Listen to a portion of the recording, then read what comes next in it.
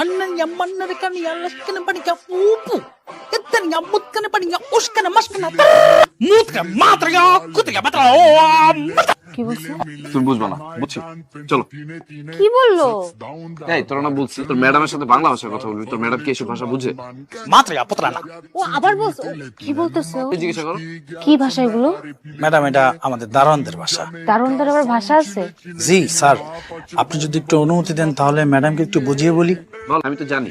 Madam ইতর মাত্রা ইয়াতনা উস্কানা পাত্রিয়া ইতর মুত্রিয়া টাকলা তুরকা। এটা হলো আমাদের দারোয়ানদের ভাষা। এক দারোয়ান আরেক দারোয়ানের সাথে এইভাবে কথা বলে। দারোয়ানদের জন্য এই ভাষাটা আবিষ্কার হয়েছে। কিন্তু আপনি এইমাত্র কি বললেন এগুলো? আপনারা উদাহরণ সহ বলি তাহলে আরো সহজ হবে বুঝতে। আমি এই বাড়ি দারোয়ান না? হ্যাঁ।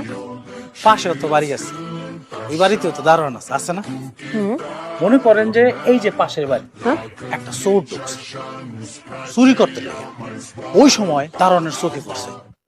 দারোয়ান ধরবো কেমনে? এখন দারোয়ান যদি চিল্লায় চিল্লায় বলে চোর ডাইনে গেল ডাইনে গেল, তাহলে কি আর চোর ডাইনে থাকতো?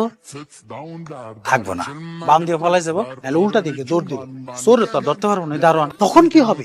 ওই দারোয়ান আরেক দারোয়ানের সাহায্য নিবে। যেমন আমি আমার ডাক দিব, ওই ভাষায় ডাক দিবে যেই ভাষা আর কেউ বুঝে না। চোরকে ধরতে তখন আমাদের মনে করেন সহজ হবে। কিভাবে?